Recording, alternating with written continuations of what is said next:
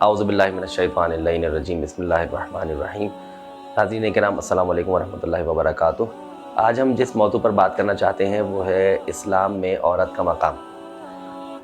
اللہ تعالیٰ نے جو انسانوں کو تخلیق کیا ہے، انسانوں کو دو جینڈرز میں تخلیق کیا ہے۔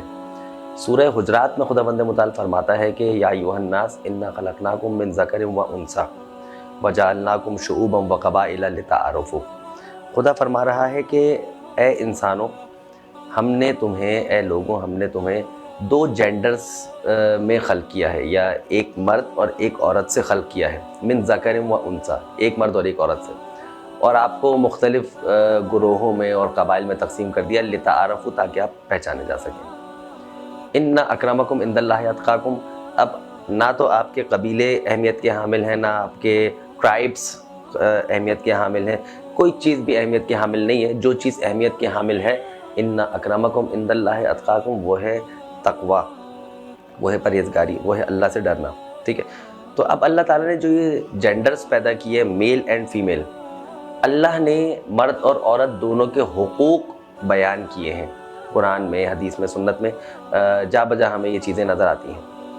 اسلام سے پہلے اور اسلام کے بعد دونوں کے احکام میں اور قوانین میں فرق ہمیں نظر آتا ہے۔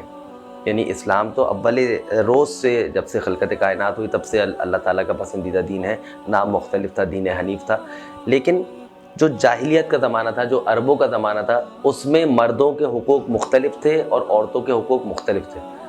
ہم کوشش کریں گے کہ آپ کی خدمت میں یہ بیان کریں کہ جو عورت کے رشتے ہیں، مختلف رشتے ہیں، مثلاً بیٹی کا رشتہ ہے، اس دنیا میں آئی تو کسی کی بیٹی بنی، ٹھیک ہے، آگے چلنے کے بعد کسی کی بہن بنی، پھر اور آگے چلنے کے بعد کسی کی بیوی بنی، پھر اور آگے چلنے کے بعد کسی کی ماں بنی۔ یہ وہ موٹے موٹے رشتے ہیں عورت کے عنوان سے، چونکہ ہم بات کر رہے ہیں اسلام میں عورت کے مقام پر، تو یہ وہ موٹے موٹے رشتے ہیں کہ جو اسلام نے بیان کیے ہیں اور اس پر مفصل انداز میں روشنی ڈالی ہے۔ ناظرین کرام، یہ بات ذہن میں رکھیے گا کہ یہ نتیجہ پہلے ہی میں آپ کی خدمت میں بیان کروں کہ جو تقوی کا معیار ہے، جو اللہ تعالیٰ کے یہاں بلندی تک پہنچنے کا معیار ہے، وہ مرد یا عورت نہیں ہے، وہ ہے تقوی۔ آئیے مثال پیش کرتا ہوں۔ اگر ایک مرد 2 رکعت نماز پڑھے فجر کی، ٹھیک ہے، اسی طرح اگر کوئی عورت 2 رکعت نماز پڑھے فجر کی، تو کیا مرد کو مرد ہونے کے عنوان سے زیادہ ثواب ملے گا اور عورت کو عورت ہونے کے عنوان سے کم ثواب ملے گا؟ جی نہیں۔ ان اکرمکم عند اللہ اتقاکم، اللہ کے نزدیک دونوں برابر ہیں۔ بات پہنچ رہی ہے؟ مرد اور عورت دونوں ایکول ہیں، برابر ہیں۔ کس چیز میں مرد اور عورت برابر ہیں؟ یہ دونوں علم میں، اخلاق میں، ٹھیک ہے، اپنے تقوی میں، اپنے پرہیزگاری میں۔ یہ اللہ تعالیٰ میں بیان کرنا چاہ رہے ہیں۔ اب فوقیت اور برتری کس چیز میں ہے؟ تقوی میں ہے۔ جو اللہ سے زیادہ نزدیک ہوگا وہ بلند ہوگا، چاہے وہ عورت ہو چاہے وہ مرد ہو۔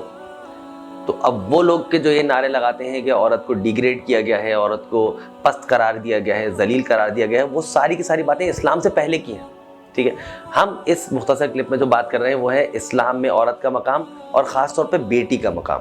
آئیے دیکھیں، ہم پہلی جماعت میں اسلامیات سے پڑھتے ہوئے آ رہے ہیں کیا کہ جب بیٹیاں پیدا ہوتی تھی تو انہیں زندہ زمین میں گاڑ دیا جاتا تھا، اور قرآن میں بھی ہے کہ بِأَيِّ ذَنبٍ قُتِلَتْ، جب روز محشر آئے گا تو وہ ہم سے سوال کریں گی کہ بِأَيِّ ذَنبٍ قُتِلَتْ، ہمیں کس جرم کی پاداش میں قتل کیا گیا تھا۔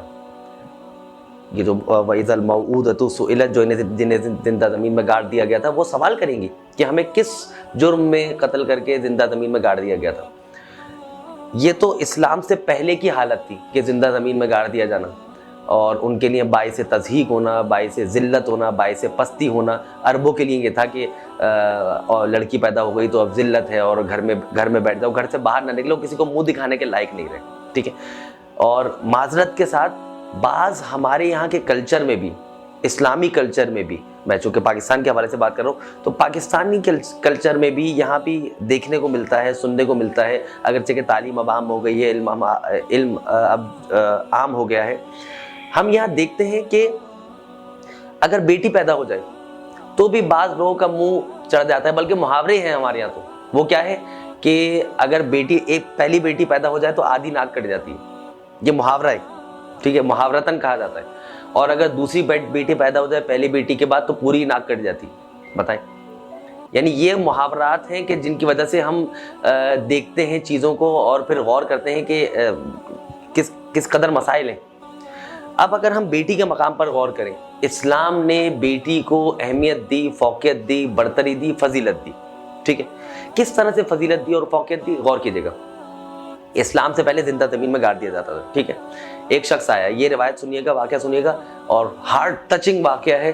اور جب بھی میں اسے پڑھتا ہوں تو میری آنکھوں میں آنسو بھی آ جاتے ہیں، اور جو ہمارے سامعین ہیں، ہمارے ناظرین ہیں، وہ اسے ان کانوں سے نہ سماعت فرمائیے گا، اسے دل کے کانوں سے سماعت فرمائیے گا. ایک شخص آیا رسول اللہ کے پاس، کہا کہ یا رسول اللہ، مجھ سے ایسا گناہ ہوا ہے کہ مجھے نہیں معلوم کہ میری مغفرت ہوگی یا نہیں ہوگی. کہا کہ میں جب اسلام نہیں لایا تھا تو جاہلیت کا زمانہ تھا، تو میرے یہاں بیٹی پیدا ہوئی، اللہ نے مجھے بیٹی کی نعمت سے نوازا. ظاہر ہے بیٹی نعمت ہے، بیٹی کی نعمت سے نوازا. اب میرے لیے یہ مشکل تھا کہ میں سروائیو کر سکوں اس سوسائٹی کے اندر کہ جس میں باپ کے یہاں بیٹی پیدا ہو گئی، کسی کے یہاں بیٹی پیدا ہو گئی. تو میں کیا کرتا؟ تو میں نے اپنی بیٹی کو زندہ زمین میں گاڑنے کا پلان بنایا. اب کیا کیا اس شخص نے؟ وہ شخص اپنی بیٹی کو بہانے سے کہ میں تمہیں کھلانے کے لیے لے کے جا رہا ہوں، گھمانے کے لیے لے کے جا رہا ہوں، باہر سیر تفریح کے لیے لے جا رہا ہوں، لے گیا گود میں. جبکہ اس نے اپنے ساتھ ایک بیلچا اور پھاوڑا وغیرہ بھی لے لیا. بچی سمجھی کہ ہو سکتا ہے کہ باپ کھیتوں میں کام کرے گا اور میں وہاں کھیلتی رہوں گی. جا کس مقصد سے رہا ہے وہ بیان کر رہا ہوں. پہنچا، زمین کھودنا شروع کر دی. اچھا بچی ہے، بچی کو کیا پتا کہ باپ کیا کر رہا ہے، کیوں زمین کو کھود رہا ہے. جیسے ہی کھودنا شروع کیا تو باپ کے کپڑوں پہ ظاہر ہے مٹی لگ جاتی ہے، جب زمین کھود رہے ہوتے ہیں تو ڈسٹ لگ جاتی ہے، گرد جم جاتی ہے.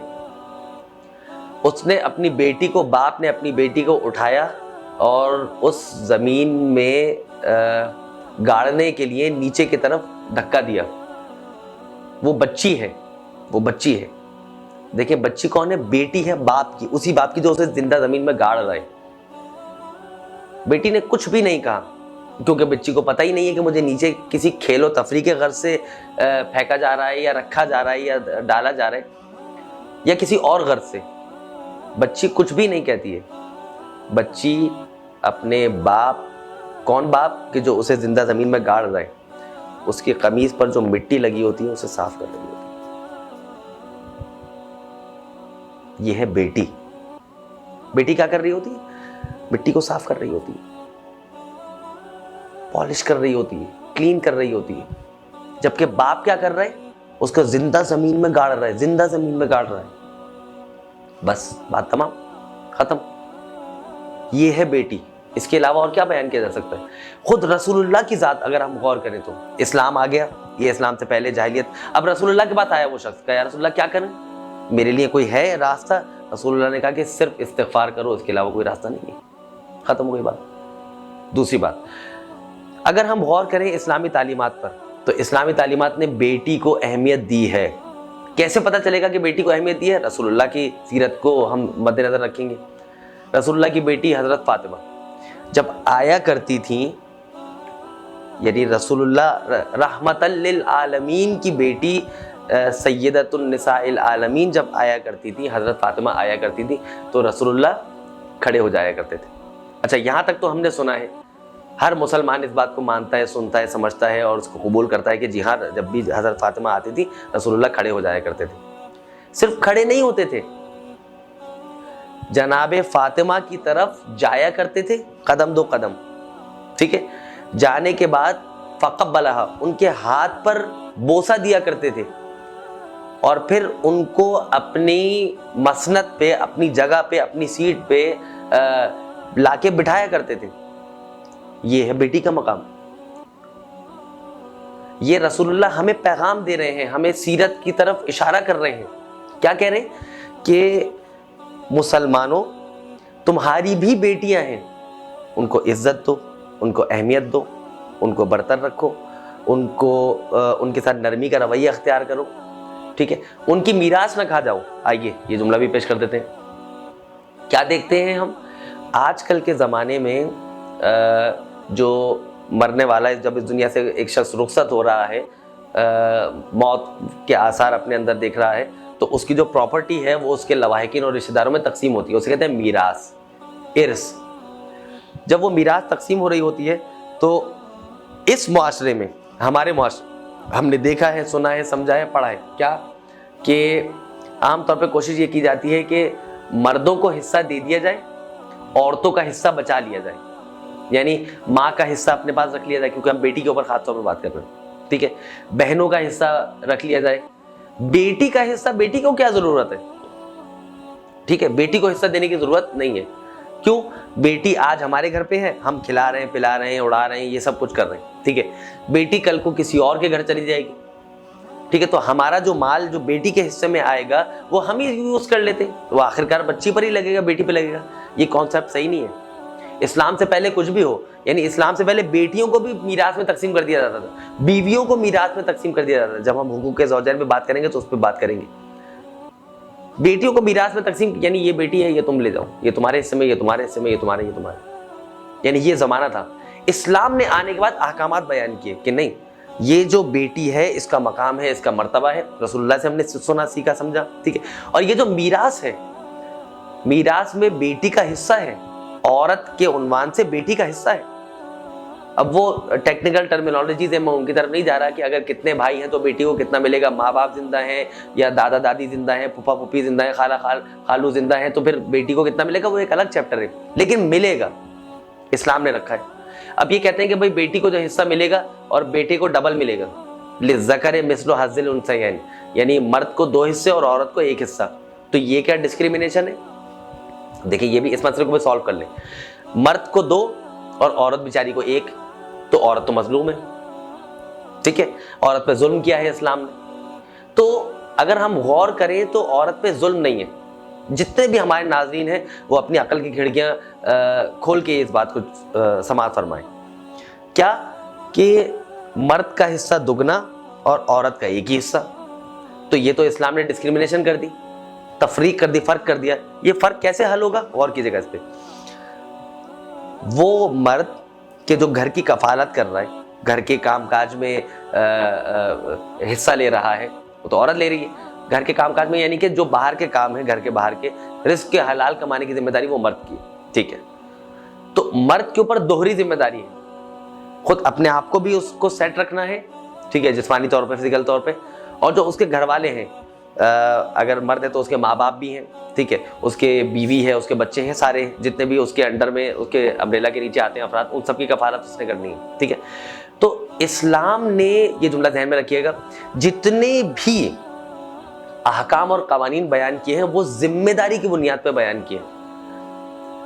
مرد کی ذمہ داریاں زیادہ ہیں, مرد کی رسپانسبلٹیز زیادہ ہیں ایز کمپیئر ٹو عورت. عورت کی ذمہ داریاں مرد کے مقابلے میں کم ہیں, ٹھیک ہے. وہ کیا ہے؟ عورت کی ذمہ داریاں ہیں گھر کی, ٹھیک ہے. اس کے علاوہ اگر ہم غور کریں تو مرد کی ذمہ داریاں ڈبل ہیں اور عورت کی ذمہ داری سنگل ہے. اگر ہم اور اسی بات کو آگے بڑھائیں اور میراث کے جو ہے وہ ٹاپک کو ہم کلوز کریں اور پھر بیٹی کے ٹاپک کو آگے جاری رکھیں. بیٹی, مرد کے 2 حصے ہمیشہ 2 ہی رہیں گے. بیٹی کو 1 حصہ ملے گا باپ سے مرنے کے بعد, ٹھیک ہے, وہ حصہ بیٹی کے پاس رہے گا. وہی بیٹی جب شادی ہو کے کسی دوسرے گھر میں جائے گی شوہر کے, تو شوہر کی وفات کے بعد شوہر کا حصہ بھی بیٹی کو ملے گا, ٹھیک ہے. تو عورت کو بیٹی ہونے کے عنوان سے 2 حصے مل گئے اور مرد کے وہی 2 حصے, تو یہ برابری ہو گئی نا. اسلام کبھی بھی ڈسکریمنیشن نہیں کرتا ہے, اس عنوان سے دیکھا جائے تو مرد اور عورت دونوں برابر ہیں.